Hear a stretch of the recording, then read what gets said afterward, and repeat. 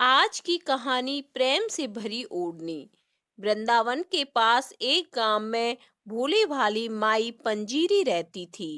दूध बेचकर वह अपनी जीवन नैया चलाती थी। वह मदन मोहन जी की अनन्य भक्त थी। ठाकुर मदन मोहन लाल भी उससे बहुत प्रसन्न थे। वे उसे स्वप्न में दर्शन देते और उससे कभी कुछ खाने को मांगते तो कभी कुछ मांगते। पंजीरी उस दिन ही उन्हें वह चीज बनाकर भेंट करती। वह उनकी दूध की सेवा नित्य करती थी। सबसे पहले उनके लिए प्रसाद निकालती, रोज उनके दर्शन करने जाती और दूध दे आती। लेकिन गरीब पंजीरी को चढ़ावे के बाद बचे दूध से इतने पैसे भी नहीं मिलते थे कि 2 वक्त का खाना भी खा ले। अतः कभी कभी मंदिर जाते समय यमुना जी से थोड़ा सा जल दूध में मिला लेती। फिर लौटकर अपने प्रभु की आराधना में मस्त होकर बाकी समय अपनी कुटिया में बाल गोपाल के भजन कीर्तन करके बिताती। कृष्ण कन्हैया तो अपने भक्तों की टोह में रहते थे, नित नई लीला करते हैं। एक दिन पंजीरी के सुंदर जीवन क्रम में भी रोड़ा आ गया।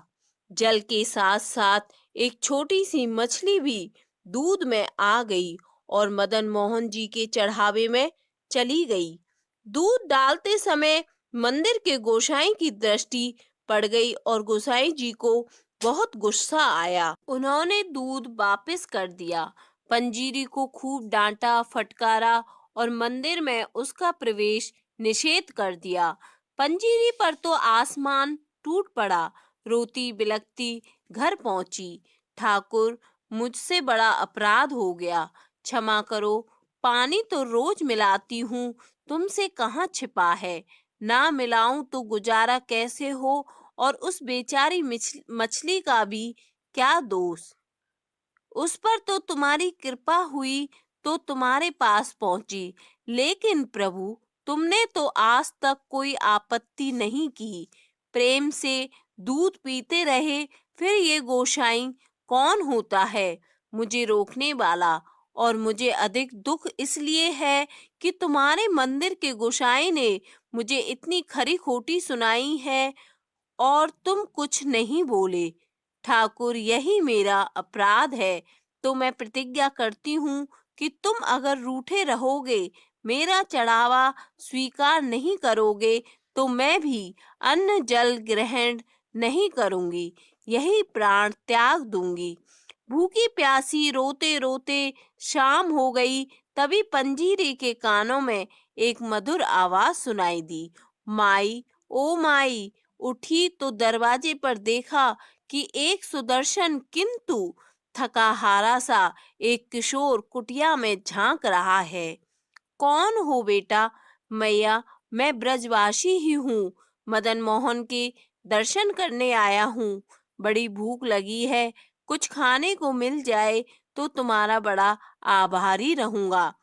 पंजीरी के शरीर में ममता की लहर दौड़ गई।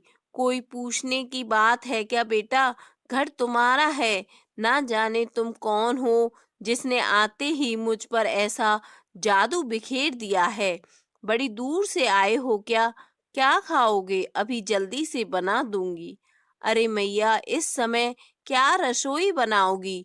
थोड़ा सा दूध दे दो, वही पीकर सो जाऊंगा। दूध की बात सुनते ही पंजीरी की आंखें डबडबा गईं। फिर अपने आप को संभालते हुए बोली, बेटा, दूध तो है, पर सवेरे का है। जरा ठहरो, अभी गैया को सहलाकर थोड़ा ताजा दूध दुहे लेती हूँ। अरे नहीं मैया, उसमें समय लगेगा। सवेरे का भूखा प्यासा हूँ। दूध का नाम लेकर तूने मुझे अधीर बना दिया है। अरे, वही सुबह का दूध दे दो, तुम बाद में दुहती रहना। डबडबाई आंखों से बोली, थोड़ा पानी मिला हुआ है दूध में।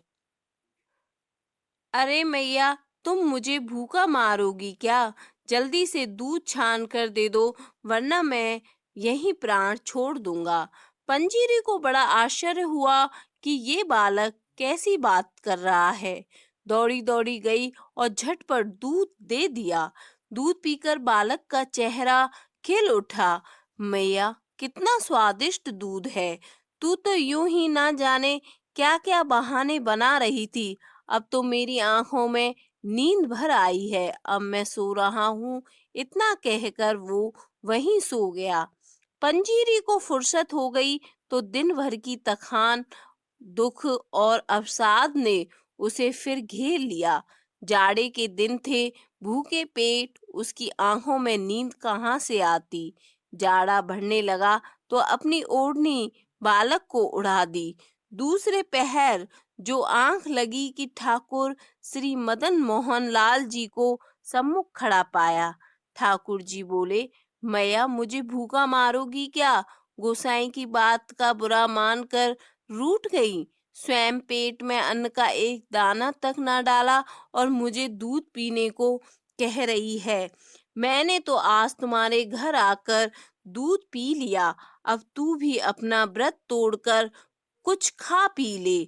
और देख, मैं रोज तेरे दूध की प्रतीक्षा में व्याकुल रहता हूँ। मुझे उसी से तृप्ति मिलती है। अपना नियम कभी मत तोड़ना। गोसाई भी अब तुम्हें कुछ नहीं कहेंगे। दूध में पानी मिलाती हो तो क्या हुआ? उससे तो दूध जल्दी हजम हो जाता है। अब उठो और भोजन करो।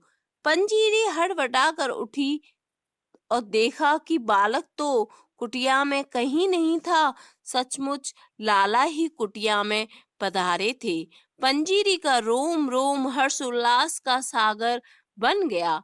झटपट दो टिक्कड़ बनाए और मदन मोहन को भोग लगाकर आनंद पूर्वक खाने लगी। उसकी आंखों से अश्रुधारा बह रही थी। थोड़ी देर में सवेरा हो गया। पंजीरी ने देखा कि ठाकुर जी उसकी ओढ़नी ले गए हैं और अपना पीताम्बर कुटिया में ही छोड़ गए हैं। इधर मंदिर के पट खुलते ही गोसाई ने ठाकुर जी को देखा तो पाया कि प्रभु एक फटी पुरानी सी ओढ़नी ओढ़े आनंद के सागर में डूबे हैं। गोसाई जी ने सोचा कि प्रभु ने अवश्य फिर कोई लीला की है, लेकिन इसका रहस्य उसकी समझ से परे था। लीला उद्घाटन के लिए पंजीरी दूध और ठाकुर जी का पीताम्बर लेकर मंदिर के द्वार पर पहुंची और बोली, गोसाई जी, देखो तो लाला को। पीताम्बर मेरे घर छोड़ आए और मेरी फटी ओढ़नी ले आए।